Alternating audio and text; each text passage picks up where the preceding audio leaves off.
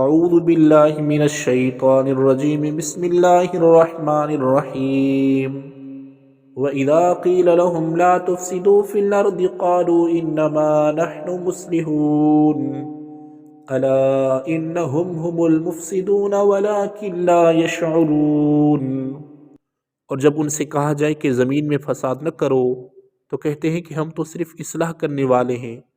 سن لو، بے شک یہی لوگ فساد پھیلانے والے ہیں مگر انہیں اس کا شعور نہیں۔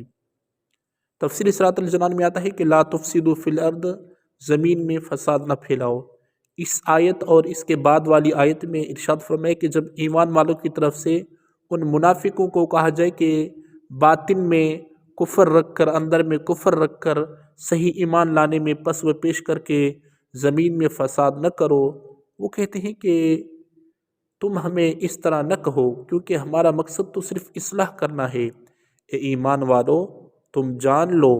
اپنے اسی روشن پر قائم رہنے کی وجہ سے یہی لوگ فساد پھیلانے والے ہیں مگر انہیں اس بات کا شعور نہیں کیونکہ ان میں وہ حس باقی نہیں رہی جس سے یہ اپنی اس خرابی کو پہچان سکے۔ منافقوں کے طرز عمل سے یہ بھی واضح ہو کہ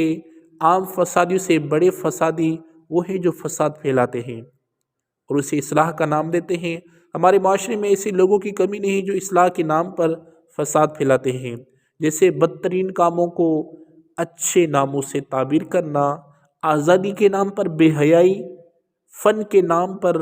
حرام افعال اور انسانیت کے نام پر اسلام کو مٹانا، تہذیب و تمدن کا نام لے کر اسلام پر اعتراضات کرنا، توحید کا نام لے کر شان رسالت علیہ السلام و صلی اللہ علیہ وسلم کا انکار کرنا، قرآن کا نام لے کر حدیث پاک کا انکار کرنا، یہ تمام فساد کی صورتیں ہیں۔ وَإِذَا قِيلَ لَهُمْ آمِنُوا كَمَا آمَنَ النَّاسُ قَالُوا أَنُؤْمِنُ كَمَا آمَنَ السُّفَهَاءُ أَلَا إِنَّهُمْ هُمُ السُّفَهَاءُ وَلَكِنْ لَا يَعْلَمُونَ۔ اور جب ان سے کہا جائے کہ تم اس طرح ایمان لاؤ جیسے اور لوگ ایمان لائے تو کہتے ہیں کہ کیا ہم بے وقوفوں کی طرح ایمان لائے؟ سن لو، بے شک یہی لوگ بے وقوف ہیں مگر یہ جانتے نہیں۔ تفسیر صراط الجنان میں آتا ہے کہ کما آمن الناس، جیسے اور لوگ ایمان لائے، یہاں الناس سے مراد صحابہ کرام رضوان اللہ تعالی علیہم اجمعین اور ان کے بعد ان کی کامل اتباع کرنے والے مراد ہے۔ نجات والے کون لوگ ہیں؟ اس آیت میں بزرگان دین کی طرح ایمان لانے کے حکم سے معلوم ہوا کہ ان کی پیروی کرنے والے نجات والے ہیں اور ان کے راستے سے ہٹنے والے منافقین کے راستے پر ہیں۔ اور یہ بھی معلوم ہوا کہ ان بزرگان دین پر طعنہ و تشنیع کرنے والے بہت سے پہلے چلے آ رہے ہیں، اور اس آیت کی روشنی میں صحابہ کرام و بزرگان دین رحمت اللہ تعالی علیہم کے متعلق اپنا طرز عمل دیکھ کر ہر کوئی اپنا راستہ سمجھ سکتا ہے کہ صحابہ کے راستے پر ہے یا منافقوں کے راستے پر ہے۔ نیز علماء و صلحاء و دیندار لوگوں کو چاہیے کہ وہ لوگوں کی بد زبانیوں سے بہت رنجیدہ نہ ہوں بلکہ سمجھ لیں کہ یہ اہل باطل کا قدیم دستور ہے۔ نیز دیندار کو بے وقوف یا دقیانوسی خیالات والے کہنے والے پہلے سے ہی چلے آ رہے ہیں بلکہ وہ خود بے وقوف ہیں۔ صحابہ کرام کی بارگاہ رب العالمین میں مقبولیت۔ اس آیت سے یہ بھی معلوم ہوا کہ نبی پاک صاحب الولاق صلی اللہ تعالیٰ علیہ وسلم کے تمام صحابہ رب العالمین کی بارگاہ میں اس سے مقبول بندے ہیں کہ ان کی گستاخی کرنے والوں کو اللہ تبارک و تعالیٰ نے خود جواب دیا۔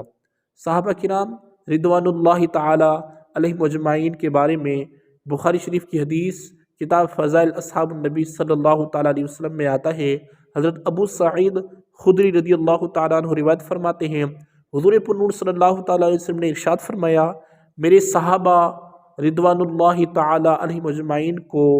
گالی گلوچ نہ کرو۔ ان کا مقام یہ ہے کہ اگر تم میں سے کوئی احد کے پہاڑ برابر سونا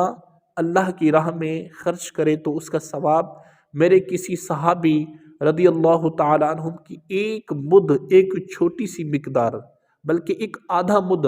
خرچ کرنے کے برابر بھی نہیں ہو سکتا۔ بخاری شریف کی حدیث سے اللہ تبارک و تعالیٰ کے اولیاء کے بارے میں حضرت ابو ہریرہ رضی اللہ تعالیٰ عنہ سے روایت ہے، حضور پر نور صلی اللہ تعالیٰ علیہ وسلم فرماتے ہیں کہ اللہ تبارک و تعالیٰ نے فرمایا جو میرے کسی ولی سے دشمنی کرے اس سے میں نے لڑائی کا اعلان دے دیا۔ ان سے ان لوگوں کو نصیحت حاصل کرنی چاہیے جو صحابہ کرام کی بے ادبی اور گستاخی کرتے ہیں اور اللہ تبارک و تعالیٰ کے اولیاء کرام کے بارے میں غلط عقائد و نظریات رکھتے ہیں۔